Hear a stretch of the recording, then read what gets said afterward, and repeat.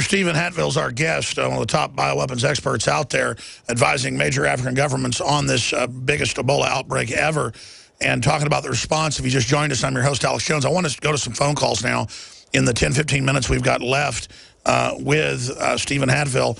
And, of course, you can visit his website, Doctors for Disaster Preparedness, that he's part of, ddponline.org for doctors and others that will be part of the organization to get the latest up-to-date information. You can go there and become a member as well. Has a lot of important news and information as well. Looking at this, what is, the FBI had asked major universities to not release, I guess, the way to weaponize mousepox and things like this. You talk about monkeypox and things. Obviously, there have been weaponized things in government labs around the country. South Africa, it came out in some of their hearings, was trying to weaponize things for race-specific reasons. I know a lot of that stuff's classified, but specifically, are you worried about that more, in the Russians and the Cold War with weaponized anthrax, or are you worried more about what's coming out of the jungle merging with something? I mean, could we see something that makes airborne Ebola look tame, a 12 monkey scenario?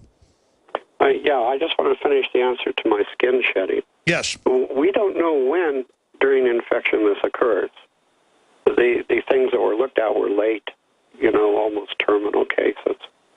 But we don't have data on when skin shedding occurs, and if you're infected through the skin, the virus would be replicating there. So, I mean, what I'm trying to say is there's still some uncertainties here. So when we develop first responder guidelines, we always need to err on the side of caution. I get it. So we need to tell the firemen, the police, the medical workers, as you wrote in the Atlantic, that they could get it by brushing up against somebody. What I can say is this. Médecins Sans Frontières, MSF, probably have the greatest number of people experienced with handling Ebola. They've been absolutely heroic in their efforts in Africa. On their own guidelines, their handbook for handling these patients, the degree for a risk for accidental exposures, in the unclear or variable section of their degrees of risk, they mention direct contact between intact skin and an example touched by a symptomatic Ebola patient. And their guidelines were immediate observation at the field or at the national capital level of these instances. So we know patients in advanced stages, and this is part of the transmission, handling the bodies, burying the bodies without proper protective gear and this type of thing. These are late cases, but we don't have data to indicate when this viral shedding starts. So we're assuming it's in late-stage cases. Well, assuming is not erring on the side of caution. So we need further studies on this. Sure. Well, all these Texas officials and federal officials said there's no way to get it. You have to be vomited on into an open wound. That's been shown not to be true. And clearly it looks like this Ebola is hardier, spreading more than ever before. So something's going on here. I want to go to these callers, John, Justin, Mike, Jake, and others that are patiently holding. But, Doc, what about I'm more worried about the jungle. To answer your question before this, there are things out there. There's a virus called the Basque Congo virus. Time from death between first showing symptoms is 2 to 3 days. There's only been about 3 or 4 cases. Wow. We don't know a lot about this. There's another virus that hasn't jumped species yet. It's still in the monkeys, called simian hemorrhagic fever, and this has 100% lethality in monkeys. Wow. Now, it hasn't jumped to humans yet, and we're trying to watch this. But Mother Nature is really not something you want to mess with. It requires the highest sort of thinking on this and always erring on the side of caution when you're dealing with human lives. Now, what was the virus that kills 100%? Well, it's a monkey virus that hasn't jumped into humans that we know of yet. It's called simian hemorrhagic fever. And then what was the other one that's only a few people have gotten it, but it kills them in a matter of days? It's called the BAS-Congo virus. Wow, and imagine if those got out. Well, we don't know how it's transmitted. It looks like it's probably, again, the fruit bats, but, we're not certain yet. It might be arthropod, insect transmitted. We don't know, and there's still a lot of research going on this. But it serves as an example that Mother Nature holds a lot of surprises for us. And, right now we live in a virtual sea of viruses. We can't see them, we can't detect them, we can't smell them, we can't touch them, but they're all around us. Only a few, only about 1,700 infectious agents have the capacity to affect humans. But any time they could mutate, and then there'll be a chain reaction, and we're not ready at all. Seems like the more money we spend, the less ready we are. It's bizarre. Yeah, I think so. Yeah. Bizarre. Dr. Stephen Hatfield is here with us today. Let's take some phone calls. John in North Carolina, thanks for being patient. You're on the air. Hi. Yeah, I had a couple of questions for Stephen Hatfield. Yeah, you're on the air. Yeah, Stephen, can you tell us what you were doing in North Carolina back in November of 2001? No. Well, we don't screen the phone calls, but obviously, I think that was a classified project. Yeah. Oh, so you were in North Carolina in 2001. Can you tell us specifically what you were doing in Clayton, North Carolina, 2001? All right, well, I didn't set this call up, and I don't mind the call. No, I don't either. I don't remember being in Clayton, North Carolina. Where I saw you, you walked down my street. You were wearing your Army jacket, which had your last name on it. You remember that? No. That's, you're thinking of somebody I got else. another question for you. You back in those days, you admitted that you had killed a terrorist and kept his shoes as a souvenir. Can you tell us who that was? Is this an FBI agent calling in or something? No, this is Stephen Hatfield's victim. Okay. Listen, here's the deal. The FBI went after like 4 or 5 people. He's won a lawsuit. He wasn't involved in the anthrax attacks, folks. I studied them. We have a prime suspect that was never gone after, who was checked into the area where it was at. And we don't screen phone calls. I'm trying to get in a fight with the caller. No, that's okay. I was in the Rhodesian Army. I don't know the terrorist's name. It was in Mozambique. The man was carrying a weapon, and he was coming across the border to brutalize innocent tribespeople. You've done a lot of interesting things. We'll have to get you on sometime just about your life. Years ago, I did have you on separately about the whole anthrax deal. You probably don't even remember that. No. But you don't do a ton of interviews these days, but you are doing more, I guess, to respond to what's happening with Ebola. I wasn't even going to go there with the anthrax case, but they later admitted that you just had zero connection, and it was quackery.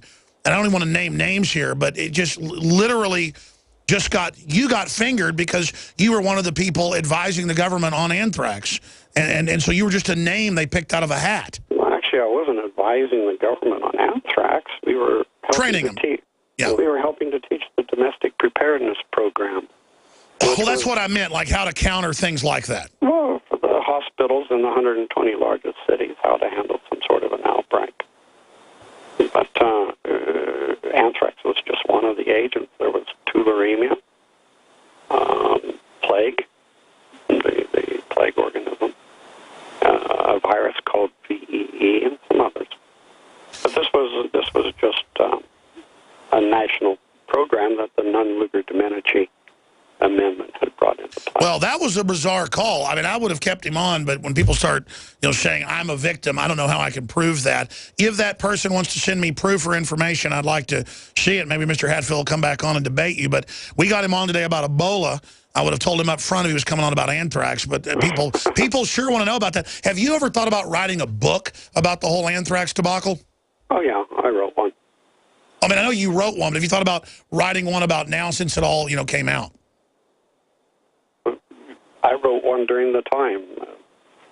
In fact, I think I read that book. What was the name of it? No, I haven't published it. It must have been a book about the anthrax attacks. 14 years goes by, you forget a lot of stuff. It might have been. Look, I'm used to this, so this isn't a problem. This happens all the time still. Once you're named a person of interest, that never goes away. It continues. Well, look. Until the day you die. If something happens in Austin now, a city of 2 million people, yeah, the folks online say I must be involved. I mean, it just goes on and on. Let's talk to Justin in Texas. Justin, you're on the air. Yes. Hey, Alex. How you doing? Welcome.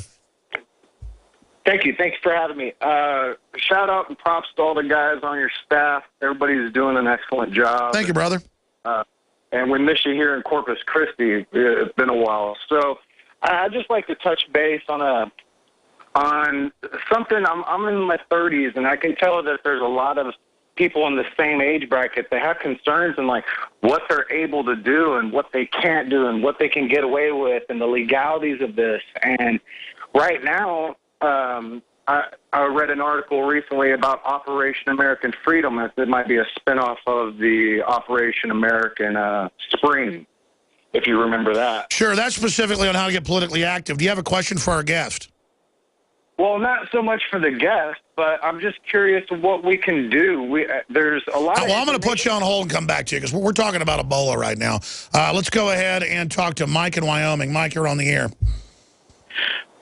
So, Mr. Hatfield, you would have us believe that it's just serendipity that these Ebola outbreaks are occurring in areas that are rich in oil, gas, gold, diamonds, that the virus is just jumping species, and how are we to reconcile your comments with those of Dr. Francis Boyle about a week ago, where he said that my alma mater, UTMB Galveston, Tulane, CDC, are all working at weaponizing Ebola? Well, the Soviets tried for years to weaponize Ebola, and they couldn't stabilize it. What they did do was they managed to weaponize one of its relatives called the Marburg virus, which they made quite a bit of. In response to why are these outbreaks occurring in environmentally rich and mineral-rich areas, well, these areas happen to be in areas that we call high biodiversity. And there's about 12 biomes scattered throughout the world.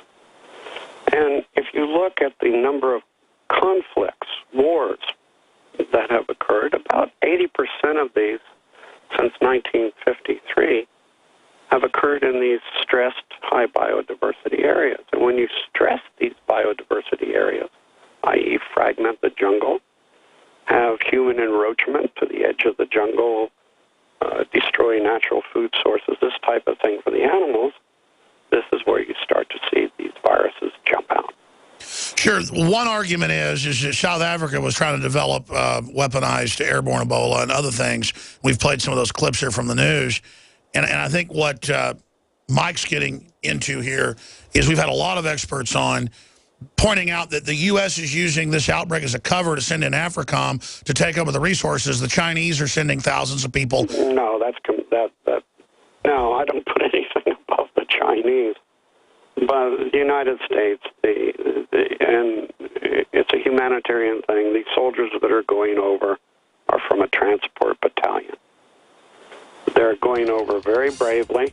I don't know what level of training they receive for self-protection against the virus, but they're going over there very bravely because their country asked them to participate. Well, it is true. I think they've got 5 hours training, so they're certainly not combat groups.